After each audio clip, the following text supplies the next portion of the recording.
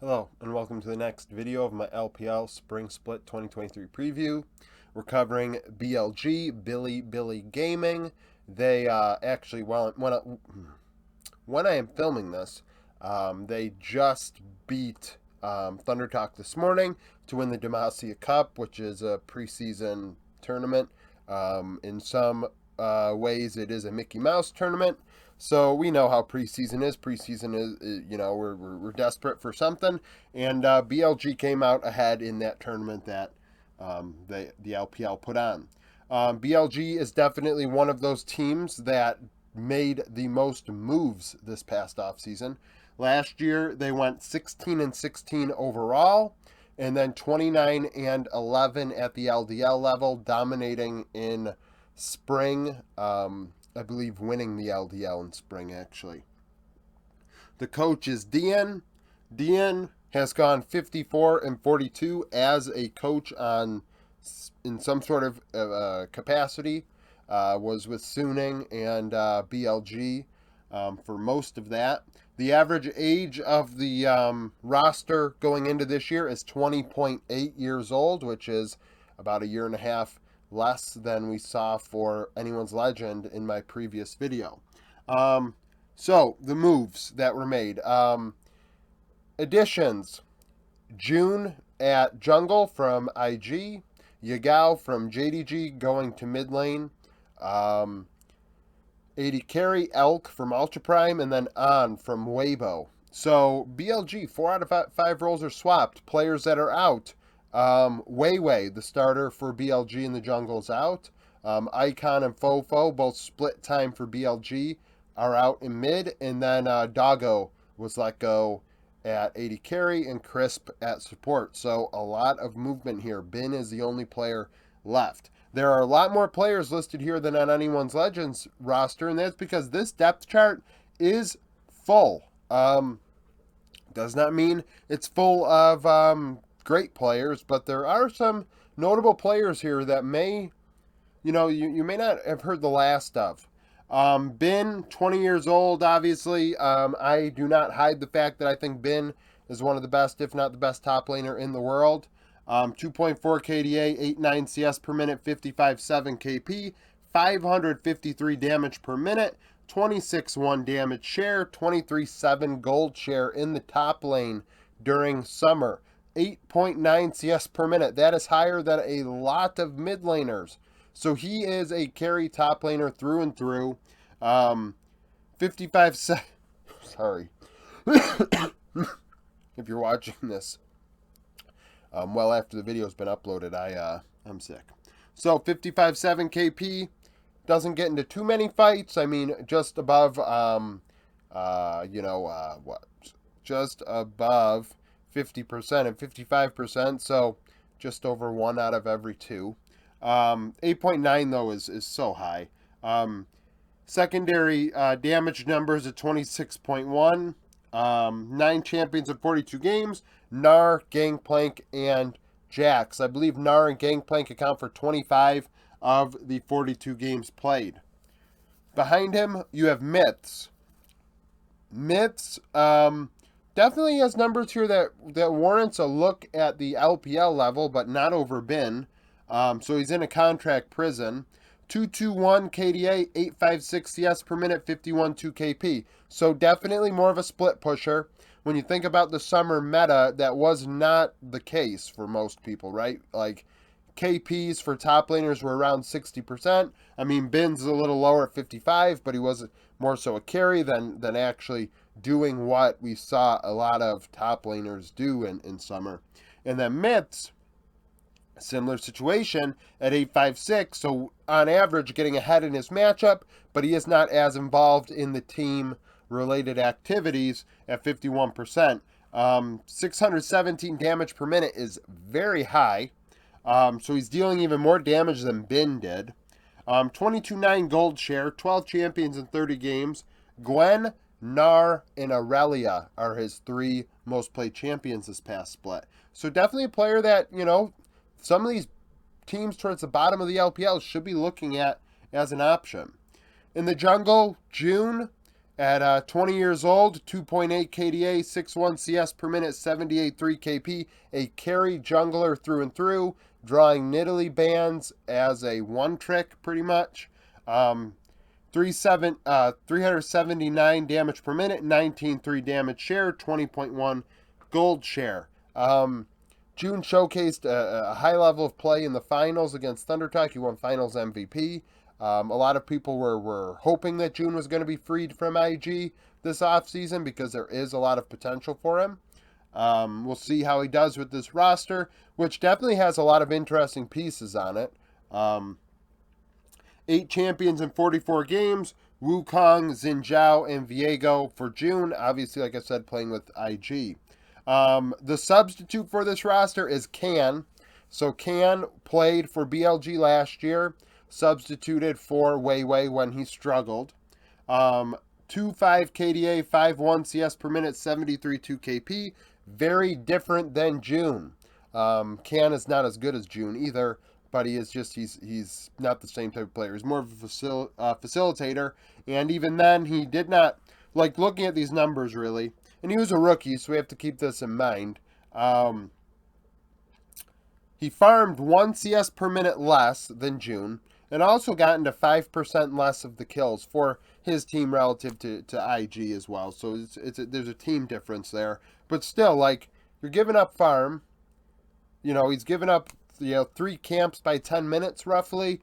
And then also not getting into as much of the action. 275 damage per minute, so less damage. 12.7 damage share. 17.4 gold share, 5 champions, 14 games.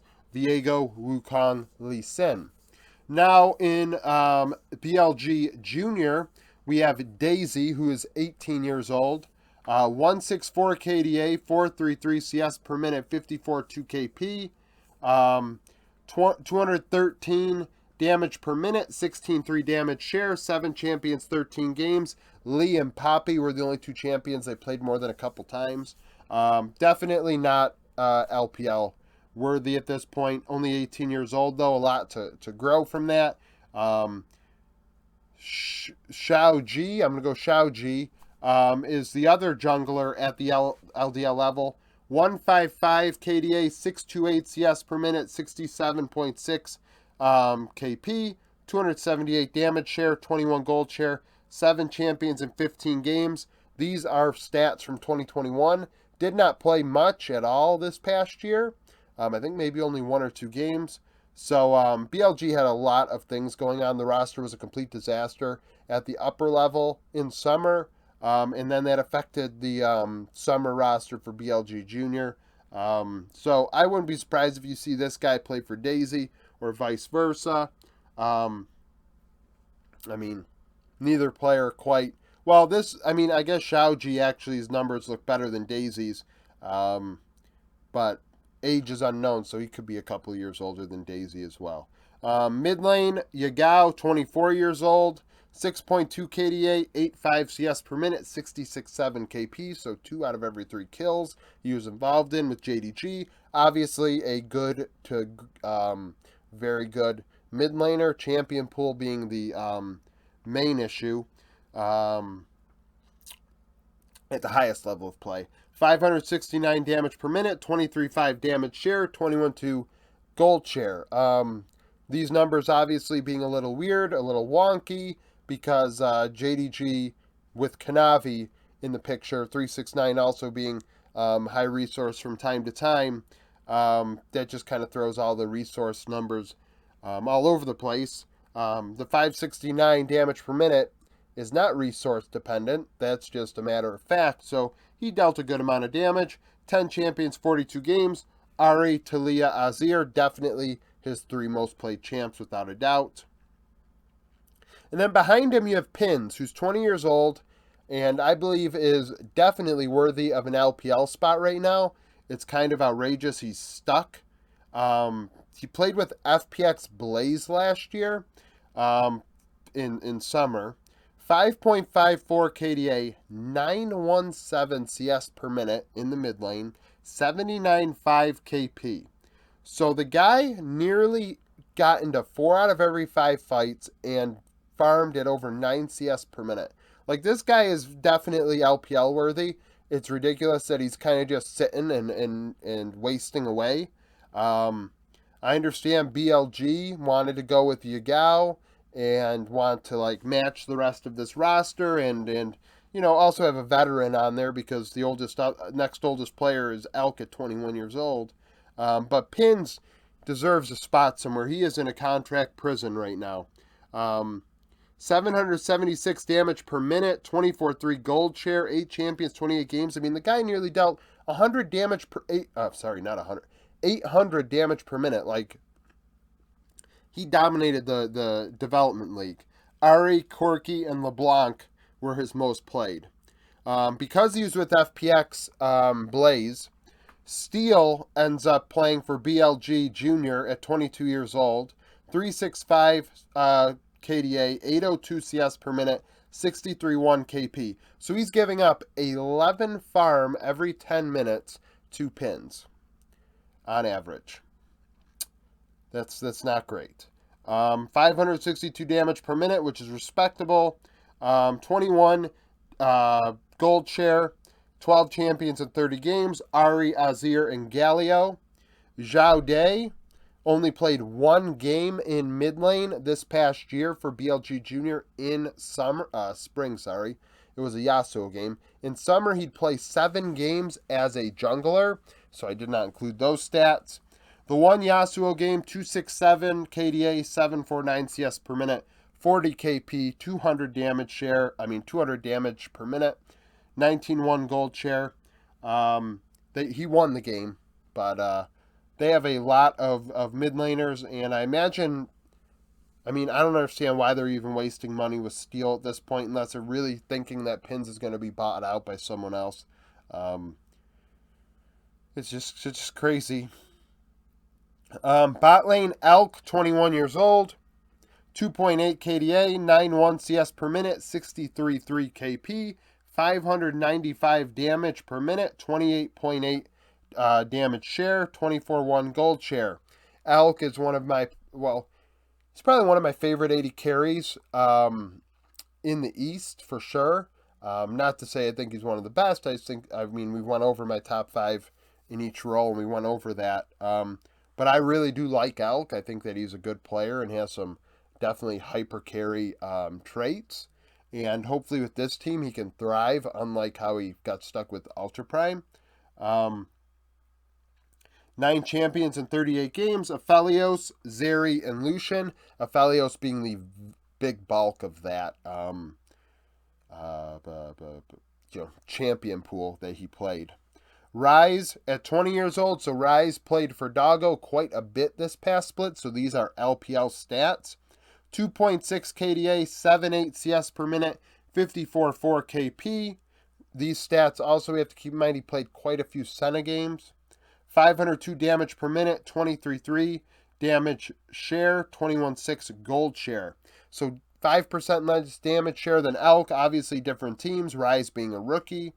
5 champions in 11 games. Aphelios, Senna, and Sivir. So I expect Rise to probably be stuck in the LDL this year, and we'll see what happens next year. I always felt that Doggo wasn't the problem with BLG, and Rise going in there kind of made no difference to me. It kind of did him a disservice. BLG being such a tire fire, it's hard to really blame anybody in that situation player-wise, outside of those that literally lost it mentally.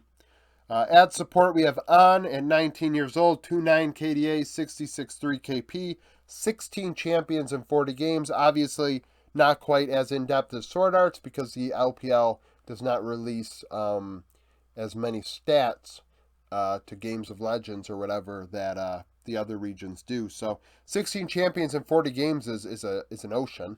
The guy definitely can play anything. Can he play them all to equal tiers? No. But he does have picks for every situation. Nautilus, Rakan, and Renata were his most played. Jway or Jayway. I'm gonna go Jayway. 19 years old as well. 347 KDA, 75.6 KP, so over 3 out of every 4 kills he was involved in. 14 champions in 30 games, so a champion ocean as well.